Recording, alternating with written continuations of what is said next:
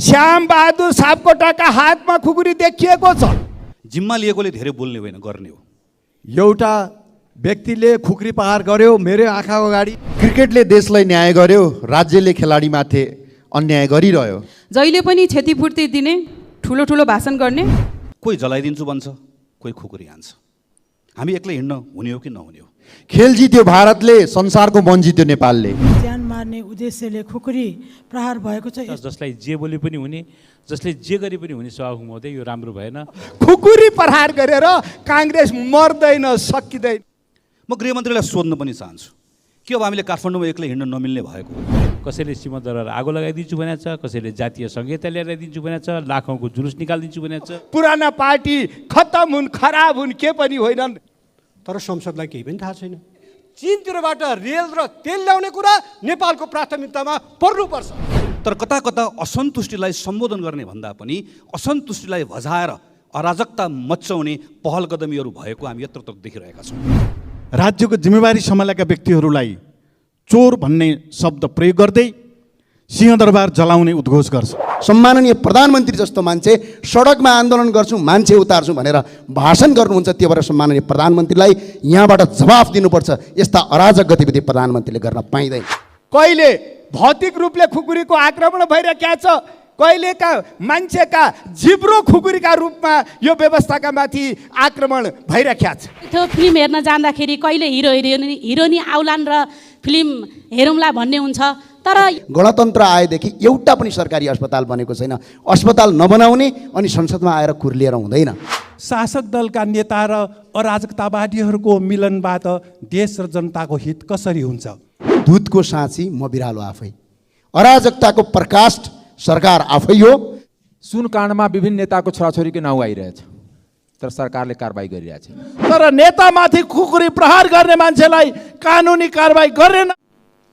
मसिङ्गो नेपाली काङ्ग्रेसका तर्फबाट, नेपाली काङ्ग्रेस सङ्घीय संसदीय दलका तर्फबाट यो आक्रमणको घटनाको घोर भत्सना गर्न चाहन्छु, घोर निन्दा गर्न चाहन्छु र नेपाल सरकारलाई यसमा पक्राउ परेका दोषी लगायत अरू पनि मानिसहरूको काहीँ कतै संलग्नता छ भने सत्य तथ्य छानबिन गरी कानुन बमोजिम कडाभन्दा कडा कारबाही गरियोस् भन्ने म नेपाली काङ्ग्रेस र संसदीय दलका तर्फबाट नेपाल सरकारसँग माग गर्न चाहन्छु।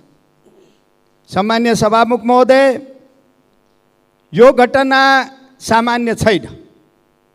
त्यसो भएको हुनाले म माननीय गृहमन्त्रीजीलाई, माननीय उपप्रधानमन्त्रीज्यू र गृहमन्त्रीज्यूलाई म आग्रह गर्न चाहन्छु, यसपछि बस्ने प्रतिनिधि सभाको यो बैठकमा यो घटनाका बारेमा सम्पूर्ण सत्य तथ्य विवरणको जानकारी र यसमा भए गरेका सम्पूर्ण कामहरूको विवरण उहाँले यो गरिमामय सदनमा प्रस्तुत गर्नुहुनेछ भन्ने पनि म नेपाली काङ्ग्रेस संसदीय दलका तर्फबाट माग गर्न चाहन्छु।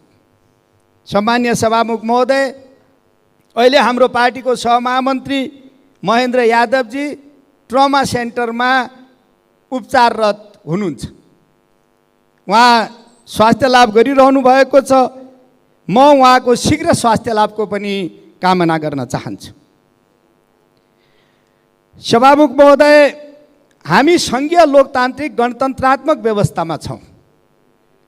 हामीले यो व्यवस्थालाई बहुलवादमा आधारित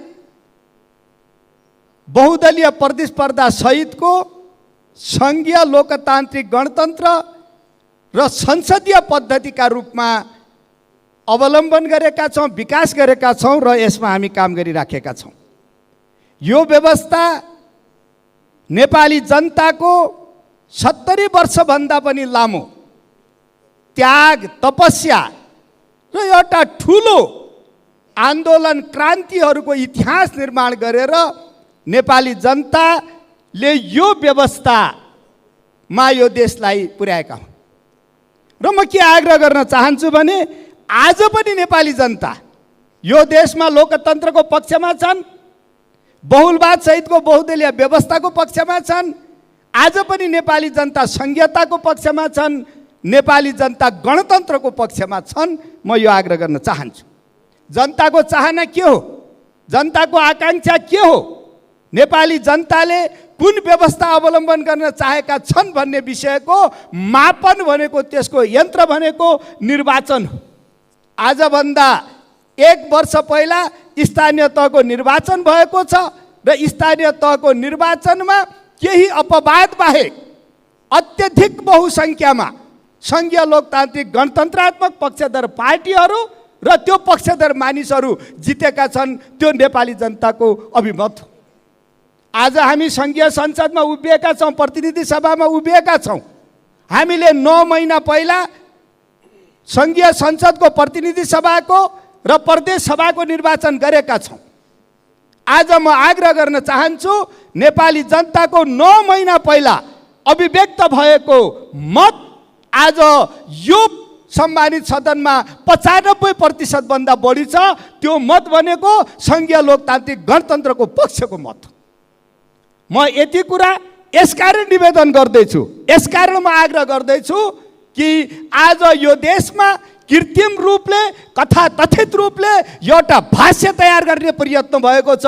त्यो भाष्य भनेको के हो भने नेपाली जनता सङ्घीय लोकतान्त्रिक गणतन्त्रात्मक व्यवस्थासँग सहमत छैन। यो व्यवस्था ल्याउनका लागि यो देशमा सबैभन्दा ठुला क्रान्ति र राजनीतिक अभियान सञ्चालन गर्ने नेपाली काङ्ग्रेस, नेपाल कम्युनिस्ट पार्टी एमाले, नेपाल कम्युनिस्ट पार्टी माओवादी लगायत यो सदनमा भएका सङ्घीय लोकतान्त्रिक गणतन्त्रात्मक पक्षधर पार्टीहरू पुराना पार्टी खत्तम हुन्, खराब हुन्, के पनि होइनन् भन्ने एउटा कृत्रिम भाष्य तयार गर्ने प्रयत्न भइरहेको छ। म यो आग्रह गर्न चाहन्छु। यो भावना, यो भाष्य नेपाली जनताको भावना र भाष्य होइन। यो कृत्रिम रूपले यो व्यवस्थाका विरुद्ध आक्रमण गर्ने एउटा पूर्व तयारीका रूपमा नियोजित रूपले केही मानिसहरूले यो भाष्य तयार गर्दैछन्। म यो आग्रह गर्न चाहन्छु। म के निवेदन गर्न चाहन्छु भने यस्ता खालका भाष्य तयार गरेर हामी यो सङ्घीय लोकतान्त्रिक गणतन्त्रात्मक व्यवस्थाबाट विचलित हुने, भाग्ने कुनै कारण छैन, अवस्था छैन।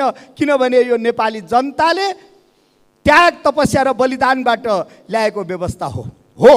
लोकतन्त्रमा पनि केही कमी हुन सक्छन्, केही कमी कमजोरीहरू हुन सक्छन्, मानिस विशेषका गल्तीहरू हुन सक्छन्, तर लोकतन्त्र भनेको आजका दिनमा संसारको सबैभन्दा उत्कृष्ट व्यवस्था हो।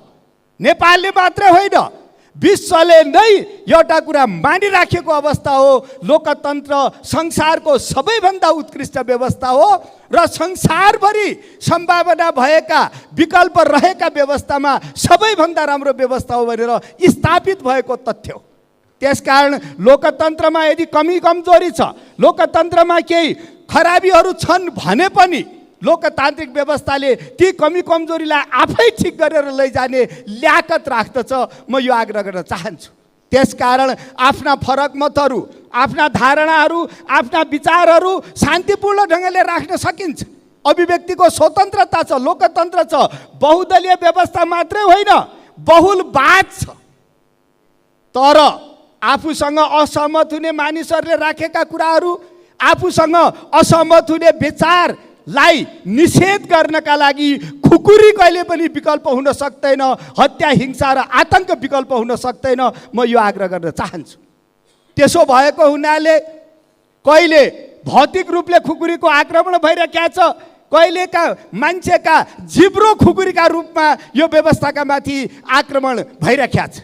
यी कृत्रिम रूपले बनाएका भाष्यहरू, कृत्रिम रूपले यसरी चाहिँ त व्यवस्थालाई कमजोर गर्नका लागि उठेका खुकुरीहरूलाई हामीले राम्रोसँग चिन्नुपर्छ। म यति आग्रह गर्न चाहन्छु। नेपाली काङ्ग्रेसका नेताको कुरा मैले गरिसकेँ। खुकुरी प्रहार गरेर नेपाली काङ्ग्रेस सकिन्छ, खुकुरी प्रहार गरेर काङ्ग्रेस मर्छ भनेर यदि कसैलाई लागेको छ, त्यो भ्रममा कोही हुनुहुन्छ भने म आग्रह गर्न चाहन्छु त्यो भ्रम अहिलेदेखि निकालिदिए हुन्छ। म यति आग्रह गर्न चाहन्छु, खुकुरी प्रहार गरेर काङ्ग्रेस मर्दैन, सकिँदैन। म यो निवेदन गर्न चाहन्छु। काङ्ग्रेस लोकतन्त्रका पक्षमा अविचलित ढङ्गले उभिएको पर्वत हो। मानिसले खुकुरी प्रहार गरेर काङ्ग्रेस सकाउँछु भन्नु र टाउको जुदाएर टाउकोले हिर्काएर पर्वत खसाउँछु भन्नु एउटै हो। म यो आग्रह गर्न चाहन्छु। यो काङ्ग्रेस लोकतन्त्रका पक्षमा अविचलित रूपले उभिँदै रहँदा राणाहरूले आफ्ना टाउका जुदाएका छन्। टाउका फुटे, काङ्ग्रेसको पर्वत उभिराख्यो। पञ्चायतले टाउको जुदाएको छ, राजाले टाउको जुदाएको छ। म के आग्रह गर्न चाहन्छु भने संसारको इतिहासमा पहाडसँग जुझ्ने टाउकाहरू फुट्छन्, तर पहाड फुटेको इतिहास छैन। म यति आग्रह गर्न चाहन्छु। त्यसो भएको हुनाले खुकुरी प्रहार गरेर काङ्ग्रेस, एमाले, माओवादी लगायतका सङ्घीय लोकतान्त्रिक गणतन्त्रात्मक पक्षधर राजनीतिक दलहरू पुराना हुन्, खराब छन्, यिनीहरूले यो मुलुकलाई निकास दिन सक्दैन भन्ने एउटा कृत्रिम भाष्य तयार गरेर लोकतन्त्र समाप्त गर्ने यदि कसैको चाहना छ भने त्यो दिवा स्वप्न हुनेछ। म यति पनि कुरा आग्रह गर्न चाहन्छु। त्यसो भएको हुनाले म एउटा कुरा निवेदन गर्छु। श्याम बहादुर सापकोटाका हातमा खुकुरी देखिएको छ। श्याम बहादुर सापकोटाले खुकुरी प्रहार गर्नुभएको छ, यो देखिएको कुरा छ। श्याम बहादुरकै हातमा हो त त्यो खुकुरी, अथवा त्यो खुकुरी श्याम बहादुरको हातमा कसैले पुर्याएको छ? र अर्को कुरा के आग्रह गर्न चाहन्छु भने त्यो खुकुरीको लक्ष्य हाम्रो नेता महेन्द्र यादव मात्रै हो कि लक्ष्य त्योभन्दा अगाडि पनि छ? त्यसकारण त्यो खुकुरी थमाउने प्रवृत्ति को हो? यदि व्यक्ति हो भने व्यक्ति को हो? यदि त्यो खुकुरी श्याम बहादुरका हातमा दिने प्रवृत्ति हो भने त्यो प्रवृत्ति को हो? र यो प्रहार यहीँनिर रोकिन्छ कि अगाडि बढ्छ भन्ने पनि चिन्ताका साथ कमसेकम यो सदन, कमसेकम सङ्घीय मान्य सदस्य श्री गगन कुमार थापालाई म समय दिन्छु। संक्षिप्तमा आफ्नो कुरा राख्नुहोस्। सम्माननीय सभामुख महोदय, नेपाली काङ्ग्रेसका सहमहामन्त्री संविधान सभाका सदस्य महेन्द्र यादवमाथि हिजो मध्याह्न काठमाडौँमा साङ्गतिक आक्रमण भएको छ। मैले जो साँझ चिकित्सकहरूलाई गएर भेटेँ, चिकित्सकहरूको भनाइअनुसार उहाँ भाग्यले बाँच्नु भएको छ। मैले नछल्नु भएको भए जे पनि हुन सक्थ्यो। म उहाँको शीघ्र स्वास्थ्य लाभको कामना गर्छु। साङ्गतिक आक्रमण गर्ने मान्छे पक्राउ परेको छ, तर एउटा शङ्काले सन्केर हान्यो भनेर एउटा भाष्य निर्माण गर्न खोजिँदैछ। यसलाई थामथाम पार्ने, सामसुम पार्ने कोसिस हुँदैछ। म नेपाली काङ्ग्रेसको तर्फबाट सरकारलाई सचेत पनि गराउन चाहन्छु, सरकारको ध्यान आकर्षण गराउन चाहन्छु। यो विषयको गहिरो अनुसन्धान भएर यो घटना कसरी भयो, किन भयो, यसका सबै पक्षहरूका बारेमा राम्रोसँग अनुसन्धान होस् र योसँग जोडिएका अरू सबै पक्षहरू पनि उजागर होस्। म गृहमन्त्रीलाई सोध्न पनि चाहन्छु कि अब हामीले काठमाडौँमा एक्लै हिँड्न नमिल्ने भएको हो? कोही जलाइदिन्छु भन्छ, कोही खुकुरी हान्छ। हामी एक्लै हिँड्न हुने हो कि नहुने हो? म प्रधानमन्त्रीले, गृहमन्त्रीले ठाउँ ठाउँमा बोलेको सुनिरहेको छु। यसलाई छाडिने छैन, यस्तो गरिनेछ। म आग्रह पनि गर्न चाहन्छु, जिम्मा लिएकोले धेरै बोल्ने होइन, गर्ने हो। हामीले परिणाममा हेर्न चाहन्छौँ। हामीले परिणाममा देख्यौँ भने त्यसको मूल्याङ्कन गर्ने संसद छ, नागरिक छ, आम जनता छन्, सञ्चार माध्यम छन्। काठमाडौँमा एउटा संविधान सभाको सदस्य भएको व्यक्ति सार्वजनिक कार्यक्रमबाट सहभागी भएर आउँदै गर्दा ऊ सुरक्षित छैन भने प्रधानमन्त्री, गृहमन्त्रीलाई यो विषयले बोल्नुपर्छ कि पर्दैन? हिजो मैले समाचारहरू पनि पढेँ सम्मानित सभामुख महोदय, के लेखिएको छ भने घटना हुनुभन्दा पहिला महेन्द्र यादवले के बोले भनेर लेखिएको छ। यसको आशय के हो? महेन्द्र यादवले जेसुकै बोलेका हुन्। महेन्द्र यादवले कसैलाई मन नपर्ने कुरा बोले रे, कसैलाई चित्त नबुझ्ने कुरा बोले रे। के कुनै पनि कुराले, कसैले पनि बोलेको कुराले कसैले कसैमाथि साङ्गतिक आक्रमण गर्ने, खुकुरी हान्ने कुरालाई जायज ठहराउन सक्छ, वैध ठहराउन सक्छ? म नियतमाथि प्रश्न गर्दिनँ, तर लेख्नेहरूले पनि सोच्नुपर्ने बेला आएको छ यो बेलामा।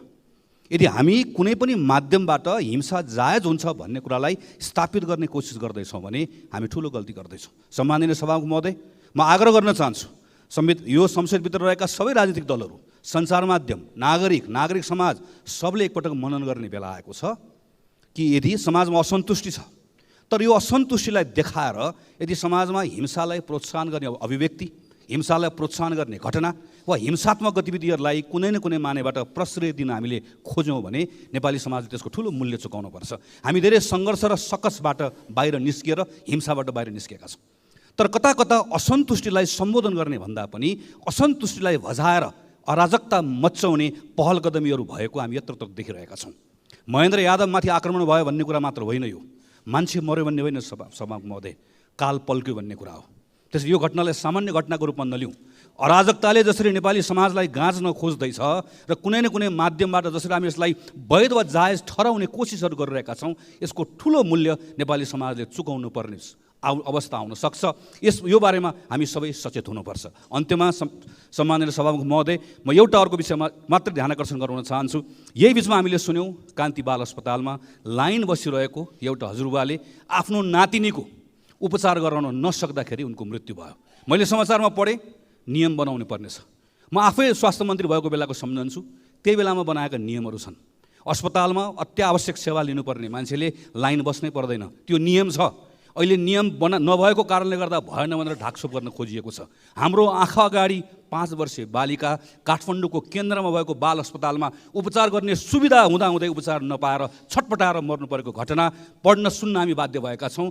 यो घटनालाई पनि सामसुम नपारियोस्। यसका बारेमा सत्य तथ्य के हो छानबिन भएर सदनलाई जानकारी गराइयोस्। सम्माननीय सभामुख महोदय मार्फत यो पनि माग राख्न चाहन्छु। धन्यवाद। सम्माननीय सभामुख महोदय, क्रिकेटले देशलाई न्याय गर्यो, राज्यले खेलाडीमाथि अन्याय गरिरह्यो। आश्वासन होइन, पूर्वाधार विकास गरेर सहयोग गरौँ खेल र खेलाडीलाई। खेल जित्यो भारतले, संसारको मन जित्यो नेपालले।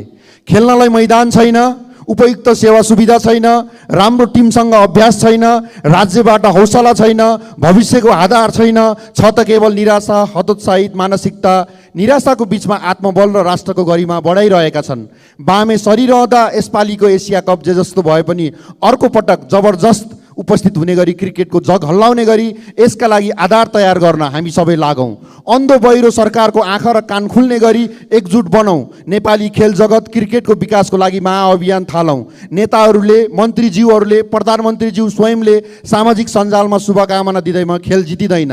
खेल जित्न आधार पूर्वाधार बनाइदिन जरुरी छ। तब मात्र नतिजाको अपेक्षा गर्ने दाबीमा हाम्रो नैतिकता हुन्छ।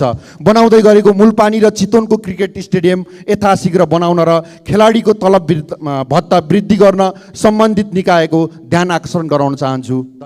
चीनतिरबाट रेल र तेल ल्याउने कुरा नेपालको प्राथमिकतामा पर्नुपर्छ।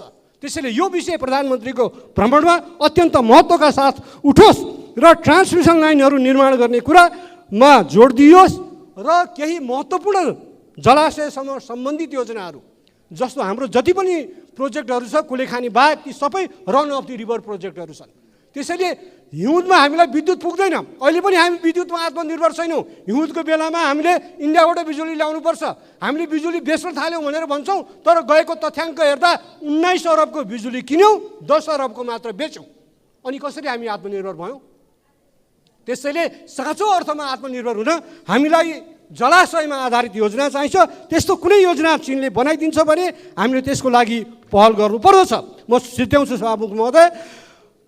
र काठमाडौँ नुवाकोट सुरुङमार्गको अध्ययन कहाँ पुग्यो, यसलाई कसरी अगाडि बढाइँदैछ र पोखरा र भैरवका अन्तर्राष्ट्रिय विमानहरू सञ्चालन गर्नको लागि सिधै चीनबाट चाइनिज एयरलाइन्सहरूको फ्लाइट ओपन हुन्छ भने त्यसतर्फ प्रधानमन्त्रीको भ्रमणमा यो ठोस कुरा उठोस्। BRI-मा सही गरिसकेपछि त्यसलाई त्यत्तिकै थन्काएर राख्नु उपयुक्त हुँदैन। नेपालको लागि आर्थिक रूपले फलदायी हुने महत्त्वपूर्ण योजनाहरू छन् भने BRI-का ती योजनाहरूलाई कार्यान्वयनमा अगाडि बढाउनुपर्छ। र मूल कुरा हामीलाई उद्योग पनि चाहिएको छ। त्यसैले चिनिया पुँजी र चिनिया प्रविधि नेपालमा ल्याउन, नेपालमा लगानी बढाउनको लागि पनि प्रधानमन्त्रीबाट ठोस पहल होस्। र यी विषयहरूमा उहाँका एजेन्डा के छन् बाहिर अखबारमा आएको छन्, विभिन्न अखबारमा, तर ती विषयहरूमा ठोस ढङ्गले यो संसदभित्र छलफल होस् र उहाँ सिङ्गो यो संसद र नेपाली जनताको विश्वास लिएर चीन भ्रमणमा जानुहोस् र उहाँको चीन भ्रमणलाई फलदायी बनाउन सक्नुहोस् भन्ने शुभकामना व्यक्त गर्न चाहन्छु। धन्यवाद। रूपन्देही क्षेत्र नम्बर 3 का सांसद एवं प्रतिनिधि सभा सदस्य माननीय दीपक बोहराज्यूको तर्फबाट बोल्दैछु। सरकारको गम्भीर ध्यान आकर्षण गराउन चाहन्छु। संसारको शान्ति क्षेत्र भनेर चिनिने लुम्बिनी र विश्वका 60 करोडभन्दा बढी बुद्ध धर्मावलम्बीको आस्था केन्द्र भगवान गौतम बुद्धको वासस्थान लुम्बिनी आज सन् 1967 को अप्रिलमा तत्कालीन राजा महेन्द्र र संयुक्त राष्ट्रसङ्घका महासचिव बीचमा एउटा लुम्बिनी ऐतिहासिक क्षेत्र विकास गुरु योजना तय भयो। तर त्यो गुरु योजना आज अल्पत्र अवस्थित छ। सुन्दैछौँ लुम्बिनी जस्तो पवित्र स्थलमा समेत अनियमितता, भ्रष्टाचार र नीतिवश आर्थिक हिनामिना भइरहेको छ। त्यसले तत्काल छानबिन गरी कारबाही गरियोस्। म सरकार सक्षम यो अनुरोध र अपिल गर्न चाहन्छु। साथसाथै सम्माननीय सभामुख मार्फत प्रधानमन्त्री र सरकारलाई प्रसन्न गर्न चाहन्छु। आज अन्तर्राष्ट्रिय निर्देशन समिति कता छ? त्यो समितिले कहाँ र कुन देशमा लुम्बिनीको विकास गरिरहेको छ? समितिले कहाँ र कहिले कुन देशसँग लुम्बिनीका विकासका लागि पहल गर्यो? यसको जवाफ चाहिन्छ र संस्कृति तथा नागरिक उड्डयन पर्यटन मन्त्रीले पछिल्लो सदनमा यसको जवाफ हामी माग्दछौँ। र सम्माननीय सभामुख महोदय, गौतम बुद्ध अन्तर्राष्ट्रिय विमानस्थल सुचारू हुन्छ भनेर निजी क्षेत्रका मान्छेले 65 अर्ब र गौतम बुद्ध अन्तर्राष्ट्रिय विमानस्थल बनाउनका लागि 42 अर्ब रुपियाँ राज्यको खर्च भयो। अहिलेसम्म पनि 15 महिना भइसक्दा पनि सुचारू भएको अहिलेसम्म पनि एउटा प्लेन राम्रोसँग चल्न सकेको छैन। के कारणले यसको रोकियो? यसको जवाफ माग्छौँ हामी। र सम्माननीय सभामुख महोदय, 1978 मा जापानी वास्तुकला प्राध्यापक डाक्टर टङ्गलले तयार पारेको लुम्बिनी विकास गुरु योजना 45 वर्ष बितिसक्दा पनि अहिले पनि अपुरो छ, अधुरो छ। यो किन अगाडि बढाएन? यसको जवाब माग्छौँ। र लुम्बिनीलाई कङ्क्रिटको सहर बनाउन खोजिएको छ। यो कार्य तत्काल रोक्नका लागि सरकार सक्षम हामी माग गर्दछौँ। बेहलिया बुटल व्यापारिक मार्ग 6 लेनको सडक 10 वर्ष भइसक्दा पनि सडकको नाम अझै काम बाँकी छ। यसको पुरा गर्न चाहन्छौँ। भैरवा विषयक आर्थिक क्षेत्र सेचमा अरबौँ लगानी भयो। यसको अगाडि बढाउन चाहन्छौँ र मिटर ब्याजका पीडितहरू अहिले पनि त्यहाँ आन्दोलन छन्। तिनीहरूलाई तपाईँको तत्काल क्षतिपूर्ति दिन अपिल गर्दछौँ। त्यस्तै अहिले मकवानपुर थाक 10 की रोजिसा गोपालीको मृत्यु भयो। धेरैले भन्नुभयो अस्पताल। म उदाहरण दिन चाहन्छु। वीर अस्पताल 1947, त्रिवी शिक्षण अस्पताल 2038, त्रिचन्द्र सैनिक अस्पताल 1982, पाटन अस्पताल सन् 1982, बीबी कोइराला स्वास्थ्य विज्ञान पढाइ 1993 र मेची अञ्चल अस्पताल 2045, भेरी अञ्चल अस्पताल 2022, मध्यपश्चिमाञ्चल अस्पताल 2062 मा स्थापना भए। गणतन्त्र आएदेखि एउटा पनि सरकारी अस्पताल बनेको छैन। अस्पताल नबनाउने अनि संसदमा आएर कुर्लिएर हुँदैन। अस्पताल बनाऊ, त्यसपछि मात्र देशलाई विकास गर्न सकिन्छ। र अर्को कुरा सरकारलाई भन्न चाहन्छु। अराजकता भन्नुभयो। मैले एउटा बिरालोले भन्ने गरेको थियो अरे, दुधको साँची म बिरालो आफै।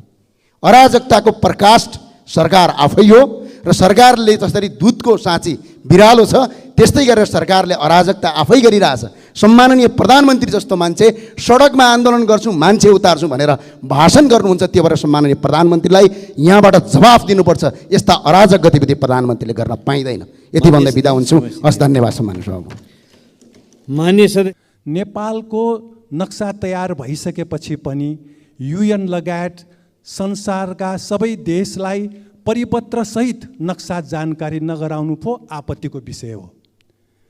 3 महिना अघि इन्डियाका निम्ति नेपालका राजदूत शर्माजीको नेपालमा जताततै इन्डिया देख्छु, नेपालमा चीन कता छ र BRI-ले लोन दिन्छ, शर्त पनि राम्रो छैन, डेब्ट ट्र्यापमा पार्छ, अखण्ड भारतको नक्साले कुनै प्रभाव पार्दैन नेपाललाई भन्ने भनाइ आपत्तिको हो। सभामुख महोदय, नेपालीहरूलाई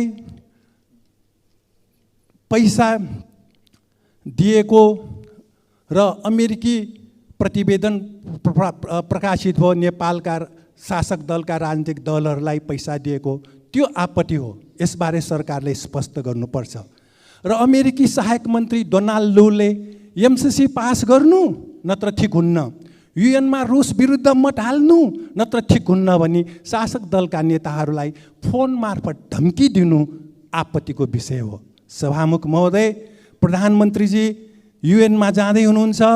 UN को सम्बोधनमा प्रधानमन्त्रीजीले अमेरिकी सरकारले युक्रेनमा युरेनियम भएको AIM-20 आमराम नामक क्षेप्यास्त्रहरू बिक्री गर्ने, रुस विरुद्ध युद्ध चर्काएको वार्तालाई उत्साहित नगरेको र यसलाई धाकछोप गर्न रुसले प्रजग कोरियालाई हतियार बेच्न लाग्यो भनी चेतावनी दिएको विषय स्पष्टसँग राख्नुपर्छ र अन्तर्राष्ट्रिय समुदायलाई भन्नुपर्छ।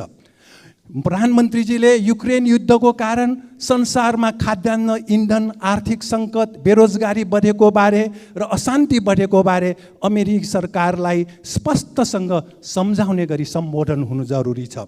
युरेनियम भएको क्षेप्यास्त्रले क्यान्सर लगायत जन्मजात रोग निम्त्याउने, श्वास फेर्न गाह्रो हुने हतियार भएको त्यस्तो हतियारलाई अब बिक्री नगर्नु भनी अमेरिकी सरकारलाई प्रधानमन्त्रीजीले राम्रोसँग सम्झाउनु जरुरी छ र युएनका अन्य सदस्यहरूलाई पनि यसबारे आवाज उठाउन अपिल गर्न उठाउनुपर्छ। र प्रधानमन्त्री सभामुख महोदय, शासक दलका नेता र अराजकतावादीहरूको मिलनबाट देश र जनताको हित कसरी हुन्छ? हुँदैन।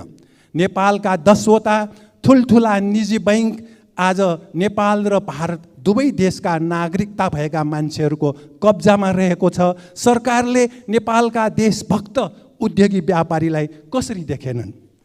कान्ति बाल अस्पतालमा 5 वर्षीय बालिका उपचार नपाएर मृत्यु हुनु र पुल्चोक इन्जिनियरिङ कलेजका पदाधिकारी र प्राध्यापकहरू निजी कलेजका लगानीकर्ता हुनुमा सरकारका प्रधानमन्त्री र मन्त्रीहरूको दोष देखिन्छ। सभामुख महोदय, धन्यवाद।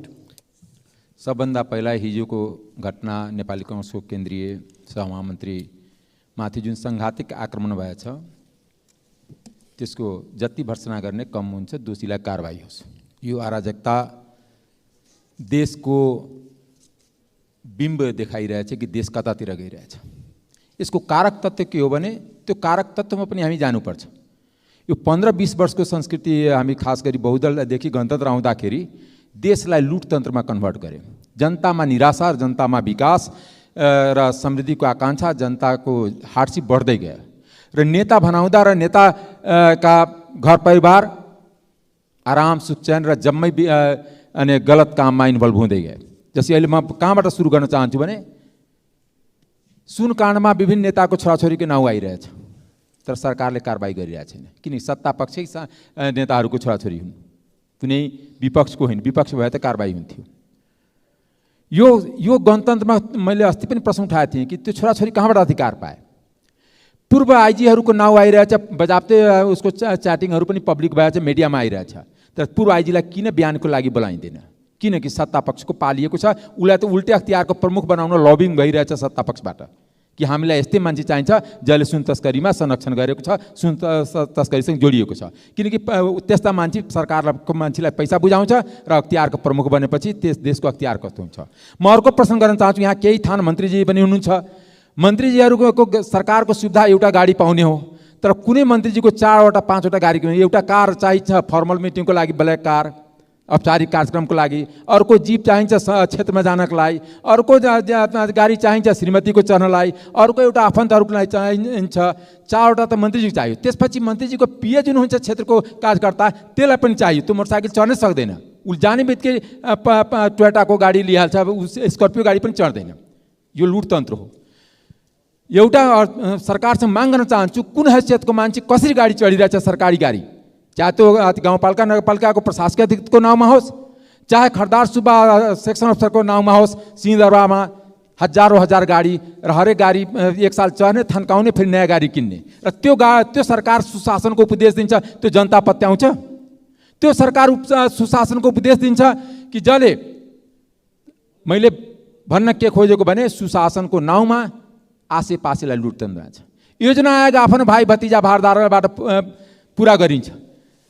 संसद पनि आफन्तबाट चलिन्छ। यो दलीय तन्त्र जनताले खोजेको होइन, लोकतन्त्र खोजेको हो। लोकतन्त्रमा ट्रान्सपारेन्ट चाहिँ सुशासन हुन्छ। सुशासन यो सरकारले गर्न सक्छ। यो सपनाको कुरा हो। जहाँ भागभण्डाको राजनीति हुन्छ, अहिले पनि अहिलेको तत्कालीन महाधिवक्तालाई सर्वोच्चमा न्यायाधीश बनाउनले प्रधानमन्त्रीले पहल दबाब दिइराख्नु भएको छ। कानुन मन्त्री जे हुनुहुन्छ, हामी सोध्न चाहन्छौँ कि हरेक महाधिवक्ता आफ्नो दलको झोले त्यसैलाई बनाइन्छ कि सर्वोच्चमा त्यसलाई गएर नियुक्ति गर्ने र भोलि उसको न्याय प्रणाली सही नहोस्। त्यस कारणले आइन्दा सर्वोच्च अदालतमा कम्तीमा त्यसलाई न्यायपालिका नै रहन दिउँ। दलको कार्यकर्ता वकिलहरूबाट नबनाऊ। त्यो जुन तरिकाले चाहे प्रधानमन्त्रीको नाउँमा होस्, चाहे दलको नेताको नाउँमा हुन्, आफ्नो आसेपासे बनाएर सर्वोच्चमा जुन भर्ने काम हुन्छ त्यसले सुशासनमा बाधक हो। आफ्नो आसेपासेबाट जुन सल्लाहकार र जुन योजना बनाउने काम हुन्छ त्यसले बाधक हो। र राष्ट्रको सम्पत्ति आफ्नो सम्पत्तिभन्दा पनि सित्तैको सम्पत्ति ठानेर जुन दुरुपयोग भइरहेछ, चाहे त्यो संसदमा होस्। मैले दुनियाँमा संसदीय व्यवस्थामा के सुनेको थिएँ? समय सकियो। 1 मिनटमा थोरै अन्त गर्न लागेँ। संसदीय व्यवस्थामा के हो भने सत्ता पक्ष र प्रमुख प्रतिपक्ष मात्र संसदले चिन्छ, सबै पार्टी चिन्दैन। तर पार्टीको नाउँमा जुन स्वतन्त्र संसदमाथि या संसदमा न्याय भइरहेछ त्यसको पनि प्रतिकार गर्ने बेला आइरहेछ र त्यो छुट जुन सरकारको सम्पत्ति हरेक दलको सचेतक र निर्वाचित जनप्रतिनिधिहरूलाई जेलमा सडाएर प्रधानमन्त्रीलाई, पूर्व प्रधानमन्त्री जननिर्वाचित पहिलो प्रधानमन्त्रीलाई जेलमा लगेर राखेर नेपालको प्रजातान्त्रिक आन्दोलन र प्रजातन्त्रमाथि जुन प्रहार गर्न खोजेको थियो, आज तिनै फेरि केही सलबल आएर हाम्रा नेतामाथि, पूर्व मन्त्रीमाथि, नेपाली काङ्ग्रेसका संविधान सभाका सदस्यमाथि आक्रमण गर्ने जुन प्रयास भयो त्यो निन्दनीय छ र यो घोर आपत्तिजनक छ भनेर सभामुख महोदय मार्फत म यसको भर्त्सना गर्न चाहन्छु। सभामुख महोदय, म गृहमन्त्रीज्यूलाई अनुरोध गर्न चाहन्छु, गृहमन्त्रीज्यू यदा कदा सुनिन आएका छन्, सुन तस्करी र कृत्य नागरिकता बनाउने मान्छेहरू दिन दहाडै बाहिर ढुलमुलिएर हिँडिरहेका छन्, तर नेतामाथि खुकुरी प्रहार गर्ने मान्छेलाई कानुनी कारबाही गर्ने नगर्ने तीमाथि कानुनी कारबाही हुन्छ हुँदैन, त्यसतिर गृहमन्त्रीले सदनमा आएर जवाफ दिनु पर्यो भनेर अनुरोध पनि गर्न चाहन्छु। सभामुख महोदय, संविधान बनाउने, संविधानको रक्षा गर्ने, संविधान कार्यान्वयन गराउने, एउटा मधेसबाट प्रतिनिधित्व गर्ने, मधेसको प्रतिनिधित्व गर्ने नेपाली जनताको छोरोमाथि भएको यो आक्रमण घोर निन्दनीय छ र यसमा नेपाली काङ्ग्रेस फेरि पनि अनुरोध गर्छ सभामुख महोदय, गृहमन्त्री आएर देशमा शान्ति सुरक्षाको अवस्था के हो, मान्छे दिन दहाडै हिँड्दा खुकुरी खानुपर्ने अवस्था कसरी सिर्जना भयो, त्यसको बारेमा गृहमन्त्रीले सदनमा आएर जानकारी गराउन पनि म यहाँ मार्फत अनुरोध गर्न चाहन्छु सभामुख महोदय। काङ्ग्रेसलाई कसैले बन्दुकले तर्साए, कसैले बमले तर्साए, तर काङ्ग्रेस यो शक्ति हो कुनै पनि आधारमा प्रजातन्त्र, पुनर्प्रजातन्त्र प्राप्ति र प्रजातन्त्र प्राप्ति मात्र होइन, यो संविधान रक्षा र संविधान कार्यान्वयन गर्न जस्तो सुकै हत्कण्डाले तर्साए पनि हामी कहिल्यै तर्सिँदैनौँ। सबै शक्तिहरू संविधान बनाउने र कार्यान्वयन गर्ने शक्तिहरूलाई एक बनाएर लिएर जान चाहन्छौँ। धन्यवाद। माननीय सदस्य श्री जुली कुमार। हामीले बोलिसकेपछि महेन्द्र यादवजी, मान्य महेन्द्र यादवजी बाहिर निस्किँदाखेरि एउटा व्यक्तिले खुकुरी प्रहार गर्यो मेरो आँखाको अगाडि, उहाँ घाइते हुनुभयो। त्यो व्यक्तिलाई प्रहरीले समात्यो, त्यहीँ च्याप्प समात्यो र समातिसकेपछि उहाँले केही नाराहरू लगाए। तर यो विषयलाई लिएर राष्ट्रिय प्रजातन्त्र पार्टीलाई अलिकति आक्षेप लगाउने जस्तो कुराहरू आए। उहाँले राज संस्थाको विषयमा, हिन्दू राष्ट्रको विषयमा र एमसिसीको विरोधमा नारा लगाए र महेन्द्रजीले बोल्दाखेरि पनि उहाँले त्यहाँ विरोध जनाइराख्नु भएको थियो र त्यो घटनाप्रति हामी दुःख व्यक्त गर्न चाहन्छौँ। राष्ट्रिय प्रजातन्त्र पार्टी हिंसाको राजनीतिमा कहिले पनि विश्वास नगरेको थियो, न आउने दिनमा गर्छ। यो विषय प्रष्टै होस् कि त्यो व्यक्ति हाम्रो पार्टीसित कुनै पनि प्रकारले संलग्न थिएन र उसमाथि हुनपर्ने कारबाही हुनुपर्छ। हिजो राति बाजुराको पडुसेनमा हर्कबहादुर मल्लजीको घरमा उहाँको दिदी मात्रै भएको बेलामा मान्छेहरू गएर, डाकाहरू गएर 50 लाखको माल लुटेर उहाँको हत्या भएको छ। त्यो विषयमा गृह मन्त्रालयबाट छानबिन भएर दोषीलाई कारबाही हुनको लागि हामी जोरदार माग गर्दछौँ। केही दिन अगाडि आज पनि हाम्रो परराष्ट्र र पर्यटन समितिमा कुरा उठेको छ। सिनियर राजदूतको अभिव्यक्तिले नेपाललाई अप्ठ्यारो पार्न स्थितिमा पुगेको छ। राजदूतहरूले आफ्नो देशको विषयमा कुरा गर्ने हो र आफ्नो देश र नेपालको विषयमा कुरा गर्ने हो। अर्को तेस्रो मुलुकको विषयमा कुरा गरेर नेपाल जस्तो हाम्रो देश छ, भू राजनीतिक परिस्थितिमा हामी छौँ, जुन परिस्थितिमा छौँ, हामी कुनै पनि विवाद र अथवा चाहिँ नि अप्ठ्यारोमा पर्न चाहँदैनौँ। हाम्रो लागि भारत र चीन र अरू देशहरूसित हामी राम्रो सम्बन्ध, पञ्चशीलको नीतिमा हामी रहन पर्छ र राजदूतहरूलाई यस्तो अभिव्यक्ति नदोहोऱ्याइदिन हुनको लागि परराष्ट्र मन्त्रालयले नोट पठाएर सचेत गराउनुपर्छ। अन्तिममा सभामुख महोदय, आजभोलि तराईको जिल्लाको भन्सारहरूमा आतङ्क मचेको छ। एउटा पुरानो नियम अहिले अर्थ मन्त्रालयले भन्सार मार्फत लागू गर्न प्रयास भइरहेको छ। 100 रुपियाँभन्दा बढीको मालको भन्सार गर्नुपर्ने। हाम्रो खुला बोर्डर छ, हजारौँको सङ्ख्यामा यताउता हाम्रो जनता जाँदाखेरि त्यहाँ भन्सारमा त्यहाँ आतङ्क मचेको छ। 100 रुपियाँमा त एउटा गन्जी आउँदैन सभामुख महोदय। के गर्न खोजेको? हामीले आफ्नै जनतालाई दुःख दिन खोजिरहेको छौँ। यसलाई मिलाउनु पर्यो, यो नियम हटाउनु पर्यो।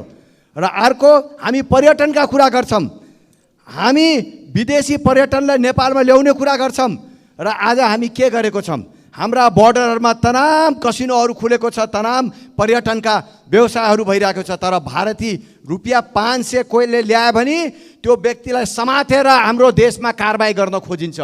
यो के गर्न खोजेको? 100 रुपियाँको नोट ल्याउन मात्रै नेपालले अनुमति दिएको छ। यस्ता कुराहरूले नेपालको प्रगति, नेपालको आर्थिक स्थिति कहिले पनि उमो लाग्दैन सभामुख महोदय। यो हाउसले यस्ता कुराहरूलाई गम्भीर रूपले लिएर हामीले सरकारलाई सचेत गराउनुपर्छ। धन्यवाद। निकै अराजकता फैलिएको बेला त्यहाँको एकजना दार्शनिक हेगेलले विवेक र मानवता नभएको राज्यमा अराजकता मात्रै बाँच्ने छ भनेर उहाँले गम्भीरतापूर्वक भन्नुभएको थियो। सम्माननीय सभामुख महोदय, आज हामीलाई त्यही प्रकारको अनुभूति भएको छ। संविधान सभा सदस्य, नेपाली काङ्ग्रेसका सहमहामन्त्री महेन्द्र यादवमाथि साङ्घातिक आक्रमण भएको छ। यसको घोर निन्दा, भर्त्सना र त्यस प्रकारका प्रवृत्ति र तत्त्वहरूलाई राज्यको कानुनी प्रक्रियाभित्र ल्याउनको निम्ति पनि सम्माननीय सभामुख महोदय मार्फत हाम्रो पार्टी नेकपा माओवादी केन्द्र संसदीय दलको तर्फबाट यो लोकतान्त्रिक आन्दोलनमा सहभागी भएका सम्पूर्ण दल, नागरिक समाज र सम्पूर्णको तर्फबाट हार्दिक अनुरोध गर्न चाहन्छु। सम्माननीय सभामुख महोदय, कि हाम्रो देशमा कानुनी शासन, विधिको शासन, मानवाधिकार हाम्रो देशमा छैन र कुनै बेला निर्वाचित राज्यको एउटा तहको सरकारको प्रमुखले बिना कारण, बिना तथ्य राज्यको जिम्मेवारी सम्हालेका व्यक्तिहरूलाई चोर भन्ने शब्द प्रयोग गर्दै सिंहदरबार जलाउने उद्घोष गर्छ। हो कि होइन, भनेनन् भन्ने कुरा सम्माननीय सभामुख महोदय उहाँहरूको आफ्नै भाषाबाट हामीले बुझौँ। र कुनै बेला एउटा महत्त्वपूर्ण कार्यक्रममा आमन्त्रित भएर गएका व्यक्तिहरूमाथि साङ्घातिक आक्रमण हुन्छ र यहाँ पूर्व बोल्ने केही मान्यहरूले भन्नुभएको छ, कुनै दल विशेषको निर्देशन होइन भनेर भन्नुभएको छ। त्यसलाई हामी मान्छौँ, तर पनि उनले त्यहाँ व्यक्त गरेका विचारहरू, उनले चाहिँ त्यहाँ लगाएको नाराले के कुरा पुष्टि गर्छ भनेदेखि अहिलेको यो प्रणाली, अहिलेको यो संविधान, हामीले ल्याएका कतिपय अहिलेका राज्यका स्थापित मान्यताहरूलाई सिधै चाहिँ अस्वीकार गरेर, आलोचना गरेर त्यसको प्रतिकार स्वरूप, त्यसको प्रतिबिम्ब स्वरूप आक्रमण गरेको कुरा त्यहाँ व्यक्त भएको छ। सम्माननीय सभामुख महोदय, अधिकार प्राप्तिको निम्ति, यो प्रणाली ल्याउनको निम्ति, लोकतान्त्रिक प्रणाली स्थापित गर्नको निम्ति हजारौँ शहीदहरूले बलिदान गर्नुभएको छ। सयौँहरूले जेलका चिसा छिँडीमा आफ्नो भरभराउँदो जीवन अर्पण गरेर यो प्रणाली हामीले ल्याएको हो। यो प्रणाली ल्याउनको निम्ति हामी हिजो लड्यौँ। यो प्रणालीको रक्षा गर्नको निम्ति पनि फेरि आवश्यक पर्यो भने लड्ने प्रतिबद्धता र विश्वास म व्यक्त गर्न चाहन्छु। किनभने यो प्रणाली हामीले ल्याएको, यो प्रणालीको रक्षा गर्ने दायित्व पनि हामीकै छ। र यस प्रकारका अराजक गतिविधि र तत्त्वहरूलाई राज्यको कानुनी प्रक्रियाभित्र ल्याएर कारबाही गर्नको निम्ति पनि म हार्दिक अनुरोध गर्न चाहन्छु र महेन्द्र यादवको शीघ्र स्वास्थ्य लाभको कामना म व्यक्त गर्न चाहन्छु। र हामीले नयाँ पुस्तालाई के सन्देश दिँदैछौँ, नयाँ पुस्तालाई के प्रशिक्षण गर्दैछौँ? नयाँ पुस्ताले विकास, समृद्धि र सुशासन पक्कै पनि खोज्नु भएको छ। नयाँ पुस्तालाई हामी त्यो प्रत्याभूति दिलाउनु पर्नेछ र त्यसको निम्ति स्वच्छ छलफल, लोकतान्त्रिक अभ्यास, लोकतान्त्रिक प्रणाली र लोकतान्त्रिक प्रणालीबाट स्थापित भएका कानुनहरूलाई कायम गर्दै कानुनी राज र मानवाधिकारलाई हामीले राज्यमा स्थापित गर्नु छ। त्यसको निम्ति समाजलाई जान अनजानमा हामीले अराजकतातिर लिएर गयौँ र त्यो अराजकतालाई प्रोत्साहन गऱ्यौँ भनेदेखि राज्यले केही पनि प्राप्त गर्न सक्दैन। दार्शनिक हेगेलले भने जस्तै हामी पनि अराजकताको शिकार बन्नेतिर जान्छौँ। त्यसकारणले सम्माननीय सभामुख महोदय, यस प्रकारका अराजक क्रियाकलापलाई रोक्नको निम्ति राज्यका सम्पूर्ण निकायहरू, राजनीतिक दलहरूले हामीले गम्भीरतापूर्वक सोचेर यस प्रकारका प्रवृत्तिलाई निरुत्साहित गर्ने र अझ घोषणा गर्दै हिँड्ने, जसलाई भेट्यो त्यसैलाई हामी आक्रमण गर्नेछौँ भनेर सामाजिक सञ्जालमा बोल्दै हिँड्ने, सामाजिक सञ्जालमा भन्दै हिँड्ने र त्यो प्रकारको प्रवृत्तिलाई प्रोत्साहन गर्ने र त्यसैमाथि हामाहा गरेर त्यसैमाथि अगाडि बढ्ने प्रवृत्तिलाई पनि हामीले निरुत्साहित गर्नै पर्छ। त्यसो गर्न सकिएन भनेदेखि समाज राज्यविहीन अवस्थामा अराजक भएर जान्छ र मानवताको मृत्यु हुन्छ। सम्माननीय सभामुख महोदय, त्यसो भएको हुँदाखेरि यस प्रकारका प्रवृत्तिहरूलाई हामीले नियन्त्रण गर्नको निम्ति यहाँ राजनीतिक दल, नागरिक समाज, बौद्धिक समुदाय, पत्रकार लगायतका सम्पूर्ण पक्षहरू एकजुट भएर यो प्रवृत्तिलाई निषेध गर्नको निम्ति हामी अगाडि बढ्नु आजको इतिहासको आवश्यकता। यसो गरिएन भने आखिरी को कहाँनिर कहाँ के काममा हिँड्दाखेरि उसको जीव ज्यान असुरक्षित हुने हो भन्ने कुरा यस प्रकारका घटनाहरूले प्रकट गरेका छन्। त्यसो भएको हुँदाखेरि यस प्रकारका अपराधिक क्रियाकलापमा सहभागी भएका व्यक्तिहरूलाई, त्यो व्यक्तिको पछाडि अरू कुनै तत्त्व, प्रवृत्ति र शक्ति छ भने पनि उनीहरूलाई समेत राज्यको कानुनी प्रक्रियाभित्र ल्याउनको निम्ति सम्माननीय सभामुख महोदय मार्फत नेपाल सरकारको गम्भीर म ध्यान आकर्षण गराउन चाहन्छु। सम्माननीय सभामुख महोदय, त्यसै गरिकन 5 वर्षीय रोजिना गोपालीको निकै दर्दनाक मृत्यु भएको पनि हामीले सुन्यौँ र अस्पतालमा 2 घन्टासम्म बालिका चिच्चाइरहँदाखेरि हाम्रो उपचार गर्ने प्रणाली कति कमजोर रहेछ भन्ने कुराको निकै दर्दनाक पीडा हामीले त्यहाँ सुन्न पायौँ र सम्माननीय सभामुख महोदय मार्फत त्यो अस्पतालको सुधारको निम्ति पनि गम्भीर पहलको प्रक्रिया थाल्नको निम्ति पनि म हार्दिक अनुरोध गर्न चाहन्छु।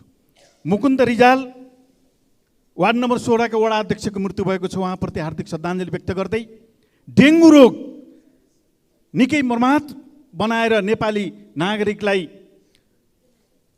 घाइते बनाउँदै अगाडि बढेको छ, देखिँदैन। तर त्यो रोग नियन्त्रण गर्नको निम्ति पनि सम्बन्धित निकाय यस प्रकारका अरू रोगहरू नियन्त्रण गर्नको निम्ति पनि स्वास्थ्य प्रणालीलाई चुस्त बनाउनको निम्ति सम्माननीय सभामुख महोदय मार्फत नेपाल सरकारको गम्भीर ध्यान आकर्षण गराउन चाहन्छु र यति कुरा राख्दै मेरो आफ्नो भनाइ अन्त्य गर्न चाहन्छु। धन्यवाद।